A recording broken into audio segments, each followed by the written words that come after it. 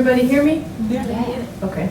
Well, thank you, Adriana, for introducing me and giving me the opportunity to speak, and thank you, everyone, for being here.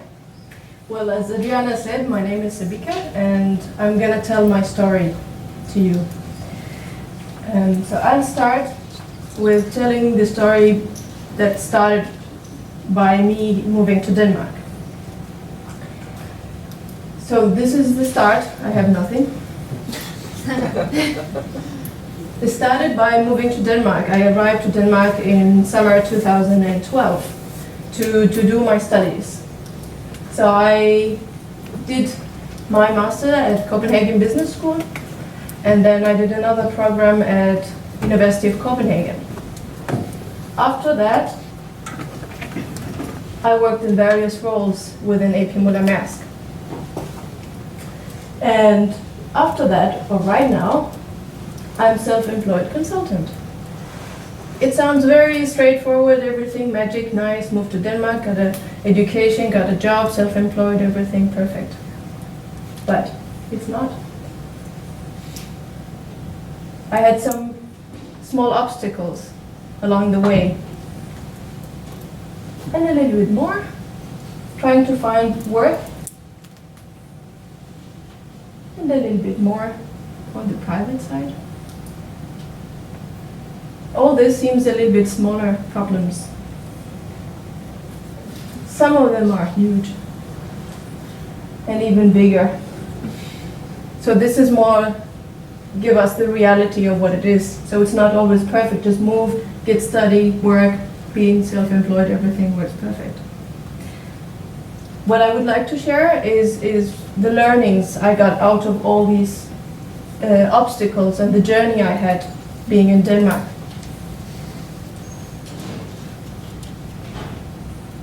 Along the way, again, with the obstacles and everything, I got confused, lost, everything.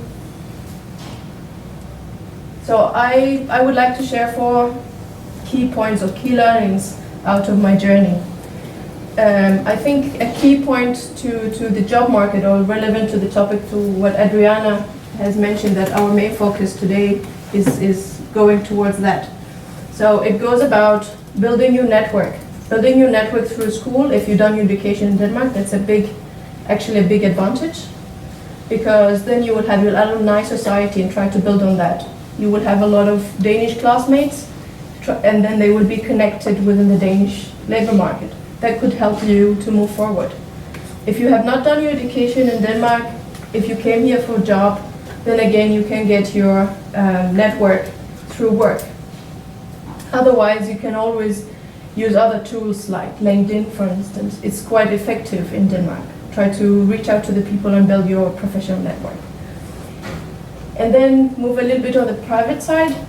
Also, being an expat in Denmark is not really easy, so it's a good advice to tackle the obstacle that outside the professional life is to build a social network, to have your comfort zone. The third point is put an effort to learn the language. We are in a Danish language center. It's not the easiest language in the world, but put the effort to learn it. That will always give you a further step. Even in the international companies, they would still appreciate the fact that you're actually trying to put an effort to learn the language. And the fourth point, or key takeout from my own story and experience in Denmark, is try to focus on your own professional and social competencies. What am I good at? And ask yourself this question first before you tell your story. So that was it. This is what I wanted to share with you today. If anybody has any question, please feel free to ask. Or anything that you want me to elaborate further on. Yes? How did you get to work in Mars? Because I used to work for Mærsk before moving to Denmark.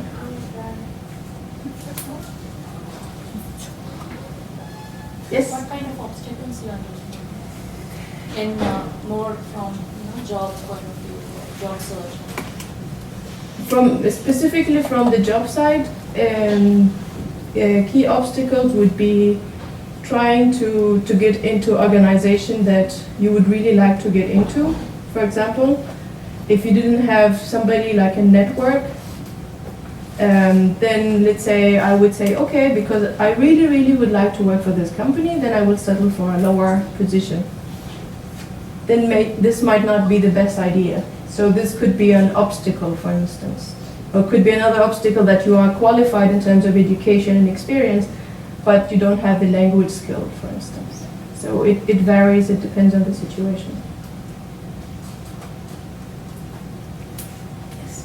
How did it come that you decided to be self-employed and to be a consultant in Denmark, even though you're not Danish? Like this with the language, as you said, with the language barrier and everything. How came the fact that you decided, now I want to be independent? Thank you for the question. This is one of the key takeout points when I say you build on your network from school. Through the Alumni Society from CBS, one of my colleagues called me up and asked me, could you come and do this consulting for our company, because I was between jobs. I was actually finishing my thesis at Copenhagen University, or University of Copenhagen, and asked me, could you come for a few days? We need somebody to help us with this and this, and I know you from the Alumni Society, I know you are the one who can do this job. And I thought about it, and actually at that time the Danish, I'm not European citizen, at that time the Danish government has issued the new system of establishment card, which is granted for people who have done high education in Denmark. So, and that card allows you to establish your own business and everything without having to have an entrepreneur visa. So I looked into that and it was easy, and I said, fine, I can do this work. It will be perfect, I can make some income while I'm still doing my thesis, and I will establish my own CVR. So in theory, I got the job before I did my own company. And this was a good inspiration. It's something that came through my network. And that's why I put it as a key learning from my own journey. And for now also your work is based on the network, on the connections, what you had before, and then mouth-to-mouth propaganda. Exactly. And the latest client I have at the moment, which is not on, it's on demand, and whenever they need me for a workshop I come in. It's actually a person that I met on LinkedIn. We never studied together, we never worked together. So that's why I put it also, again, one of the key points. Any further questions? Yes? How have you used storytelling in your journey? Can you? How have you used storytelling in your journey to get to work in Denmark and to become self-employed? I would say it's mainly after establishing the network, so or the contact with the person, then use the storytelling to your advantage, in the sense that, let's say, what do you want out of that contact?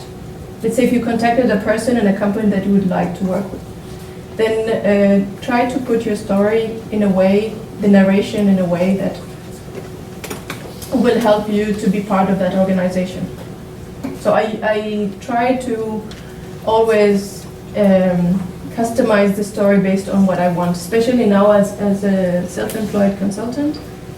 It's always important when you network with the people is try to let them know in advance what you're looking for. And tell them, okay, I'm doing this, I'm interested in doing this, I can only do short-term things or these kind of different factors. So it depends. Yes? Did you had a job before learning Danish, or you already knew Danish when you got a job? I learned Danish actually in Copenhagen Sports Center here. And it was just through the normal system where you go and learn Danish through the commune. So it's not about the job.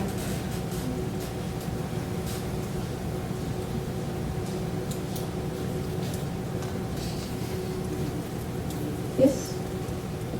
And just in terms of the future, all your efforts in building your network and getting self-employed will help you to apply for a new type of visa as a entrepreneur after this television card expires? I don't think so. It's a little bit challenging with all the changes of the rules, which is, I don't think this is the platform to discuss that. It's all these changes coming up, so it's a little bit blurry. It's not about the visa, I mean, it's in terms of this built-in network Yeah. idea via LinkedIn and then will you are doing. Yes, I think it's, so it's growing, right? yes, definitely.